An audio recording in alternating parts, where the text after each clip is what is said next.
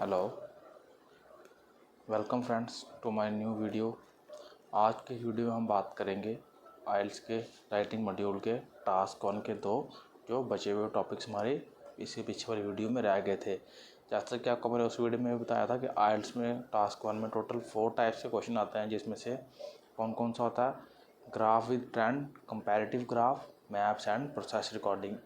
But जो comparative graph है और मैप विद ट्रेंड्स हैं वो दो मोस्ट कॉमन क्वेश्चंस हैं जो टास्क 1 में आते हैं। मेजॉरिटी ऑफ द टाइम्स वो दो क्वेश्चंस ही आते हैं, बट आपको नहीं पता कि जिस दिन आप आइल्स का एग्ज़ाम देने जा रहे हो उस दिन आपको कौन सा क्वेश्चन आ जाएगा। तो इसलिए आपको तो चारों की ही प्रैक्टिस करनी पड़ेगी ताकि आप अपने डिज़ायर बैंड्स को ले सको। आज इस वीडियो हम इसी बारे में बात करेंगे।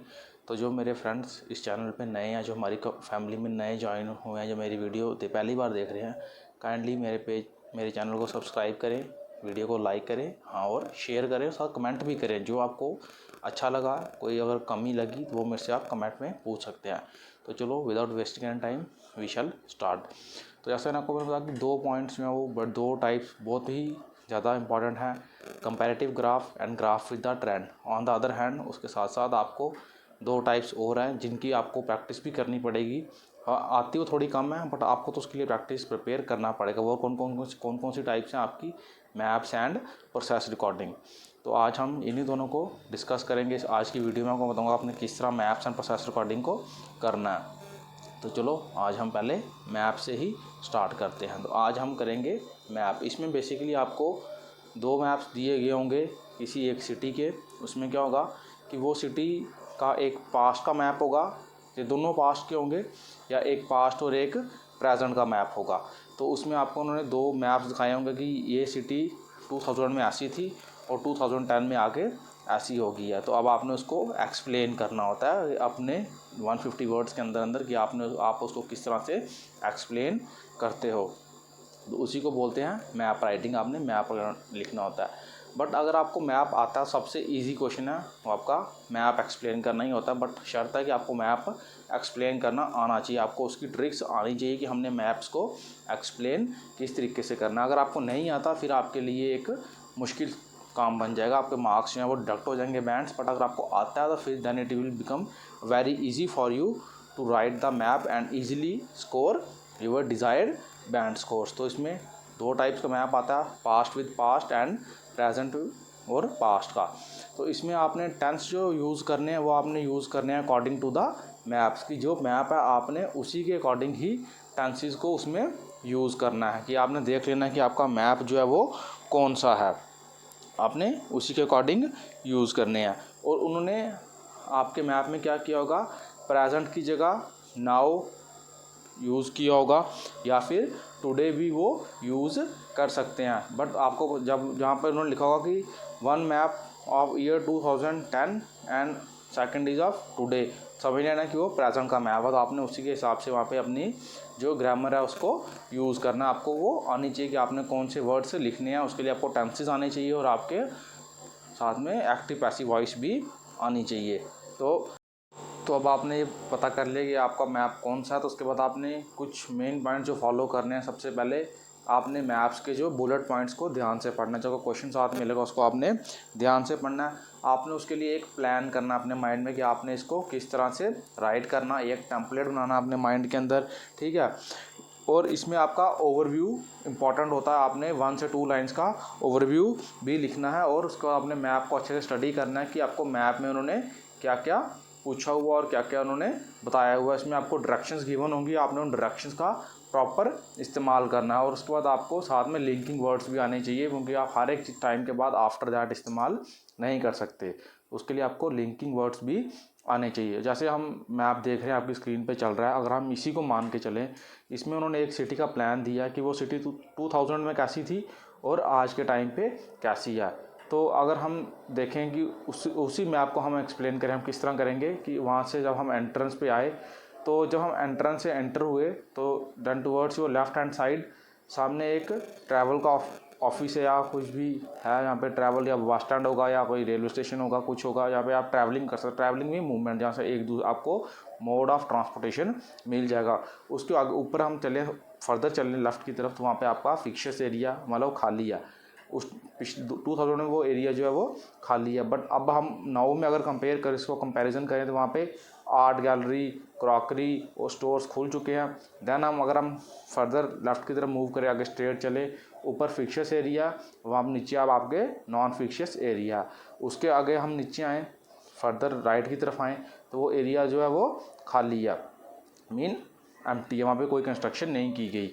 बट अगर हम उसके बीच में देखें टिल 2000, वहाँ पे इसके आगे फिर नॉन फिक्सचर्स एरिया, बट जो नाव वाला है उसमें अब आके वहाँ पे आपका कैफ़े बन गया है। उसके हम अगर देखें तो पहले जो 2000 का मैप था उसमें वहाँ पे क्रॉकरी, आपके हॉबीज़ और आर्ट के सेंटर्स थे। बट अब वहाँ पे क्या, कैफ़े के टेबल्स लगे हैं जहाँ पे लोग बैठ के अपना मील या अपनी टी या कॉफ़ी को एंजॉय कर सकते हैं। उसके आगे सेम जहाँ पे आपकी लाइब्रेरी थी या बुक शॉप थी, जो यहाँ पे न्यू बुक्स अवेलेबल थी, वो अभी भी प्रेजेंट है। और उसके कॉर्नर में देखें तो सर्विस डेस्क है। अब आपने इसी को पूरे को 2 पैरा हेडिंग्स में, 2 बॉडी पैराग्राफ में लिखना होता है। तो अब आप इसको किस तरह लिखोगे, आपने उसको 1 डायरेक्शन स्टार्ट करना और नेक्स्ट स्टेप बाय स्टेप आते हुए पूरा एक्सप्लेन करना है। आप चाहो तो हाफ को बॉडी 1 में, हाफ को बॉडी पैराग्राफ 2 में भी एक्सप्लेन कर सकते हो। आप इंट्रोडक्शन, ओवरव्यू, बॉडी पैरा 1 और बॉडी पैरा 2 करके लिख सकते हो। बट अगर आपने ओवरव्यू लिख दिया तो आपको समरी लिखने की ज़रूरत नहीं है। तो इस तरह से आप अपना मैप को पूरा एक्सप्लेन कर सकते हैं। तो हम जो नेक्स्ट टाइप इसमें क्वेश्चन आता है दैट यूर प्रोसेस डायग्राम। उसमें क्या होगा, आपको किसी भी आइटम की पूरी प्रोसेसिंग उन्होंने बताई होगी, लाइक आपकी बुक्स किस तरह प्रोसेस्ड होगी, किस तरह पूरी प्रिंट होती हैं और आप तक पहुंचती हैं। उसका start from the writing the books and till the sell it from the book shop. और शुगर प्रोडक्शन दी होगी, शू प्रोडक्शन दी हो सकती है, आपकी फूड ग्रेन्स की प्रोडक्शन, योर क्लॉथ्स की प्रोडक्शन, कि जो भी आप आइटम्स यूज़ कर रहे हो वो किस किस स्टेप से होके गुजर के फिर आप तक एंड प्रोडक्ट आप तक पहुंचता है। उन्होंने उसकी पूरी प्रोसेस आपको एक्सप्लेन की होगी। आपको उस पूरी प्रोसेस को डायग्राम से देख देख के अपनी आंसर बुक पे लिखना होता है। वर्ड सेम है 150 वर्ड्स, बट आपको इसके लिए कुछ रूल्स हैं जो वो फॉलो करने पड़ेंगे ताकि आप इस पूरी प्रोसेस राइटिंग को अच्छे से लिख सको। इसमें आपको कोई भी प्रोसेस आ सकती है, बट सिर्फ आपको लिखने का तरीका आना चाहिए। देन आप इजीली उन जो स्टेप्स होंगे उनको इजीली एक्सप्लेन कर सकते हैं। जैसे कि हम देख रहे हैं इसमें, हम इस वीडियो में हम डिस्कस करेंगे कि हाउ बुक्स आर रिटन, कि बुक राइटिंग किस तरीके से की जाती है, उसमें कितने स्टेप्स जो हैं वो फॉलो किए जाते हैं।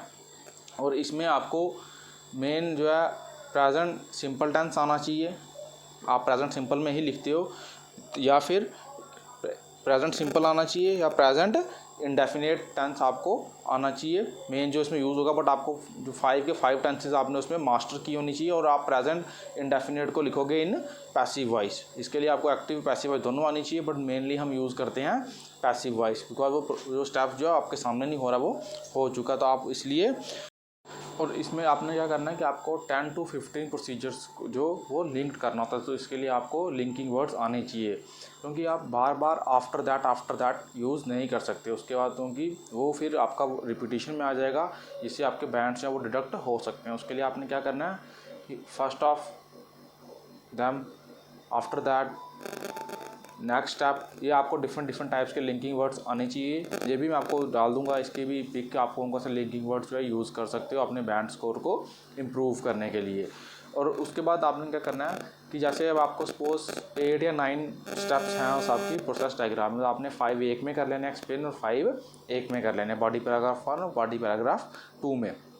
तो सपोज जैसे हम देख रहे हैं कि हमने जो डायग्राम एक्सप्लेन करनी है वो आपकी बुक राइटिंग के ऊपर है। सबसे पहले जो आपका ऑथर होगा वो अपनी बुक को राइट करेगा, फिर वो जो भी उसके टॉपिक और बुक होगी उसको पूरा रिटर्न करके कहाँ किसके पास भेज देगा, आपके पब्लिशर के पास, जो उस बुक को पब्लिश करेगा, जो भी कंपनी उस बुक को पब्लिश करने वाली होगी। नेक्स्ट फिर उसका क्या होगा कि उनके जो एडिटर्स हैं वो उसको अच्छे से पढ़ेंगे, ठीक है। तो फिर उन्होंने उस बुक पूरी पढ़ ली, उनको वो सेटिस्फाइड हो गए। नेक्स्ट फिर वो क्या करेंगे, एक कॉन्टैक्ट करेंगे राइटर के साथ जिसने बुक लिखी है, उसके साथ वो अपनी नेगोशिएशंस करेंगे और अपना एक कॉन्टैक्ट करेंगे जिसमें वो उनका मनी का या कोई भी कॉन्टैक्ट जो है वो होगा।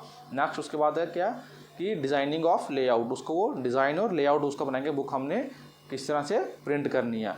नेक्स्ट है फाइनल डिसीजन लिया जाएगा लेआउट के ऊपर कि हाँ अब ये लेआउट हम यूज़ कर रहे हैं, कि इसी तरह से बुक हम लिखेंगे और ये उसका लेआउट होगा। नेक्स्ट उसके बाद उसकी होगी प्रिंटिंग, फिर उसकी होगी बाइंडिंग, मतलब प्रिंट कर दी बुक, फिर उसको बाइंड किया। नेक्स्ट लास्ट स्टेप क्या, वो उन्होंने अपने आपके जो डिस्ट्रीब्यूटर्स उनको दे दिया बुक सेलर्स को, ताकि वो उसको आगे सेल आउट कर सके। तो आपने इसमें क्या करना है कि हर एक स्टेप को कनेक्ट करने के लिए लिंकिंग वर्ड्स का जो है वो यूज़ करना डिफरेंट।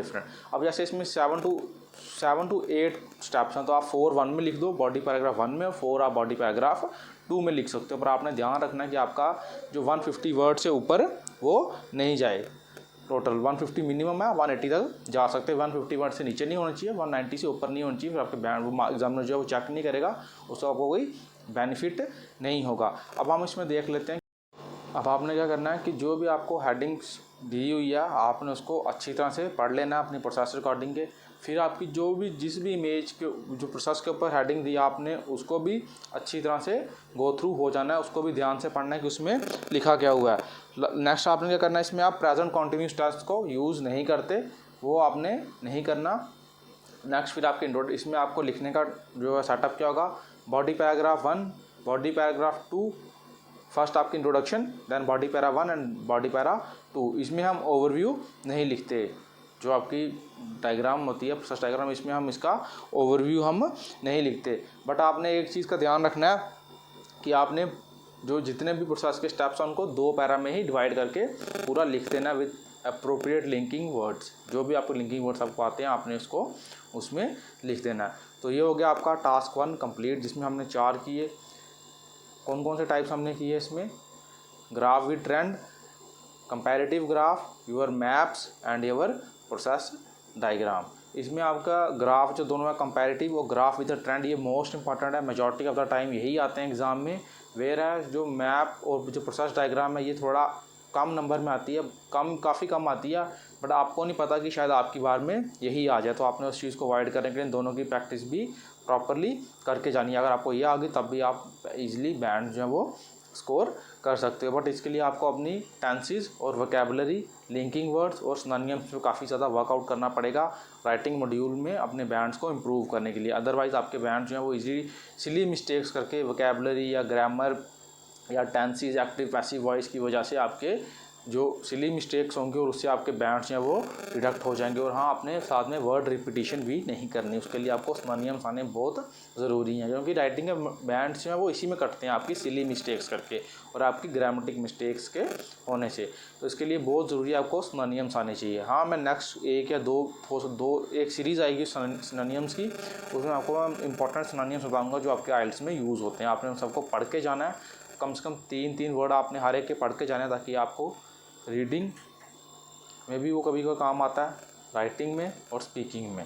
ये आपको वो बहुत ज़रूरी और बड़ा हेल्पफुल होंगे, तो आपने उनको भी पढ़ना है और अच्छे से याद करके जाना है एग्ज़ाम में। ये था आपका टास्क 1। टास्क 2 भी वीडियो भी इसी तरीके से आएगी, उसमें स्पेसिफिक जो टाइप्स हैं उन सबको डिकोड करूँगा। तो अगर किसी को आज की वीडियो अच्छी लगी हो, kindly subscribe my channel, like the video and share it also. हाँ, आप कमेंट करके भी अपने सजेशन मुझे दे सकते हो। जो भी आपके वैल्यूएबल सजेशन होंगे वो मैं ज़रूर रीड करूँगा और एक एक को इंडिविजुअली रिप्लाई भी करूँगा। Thank you.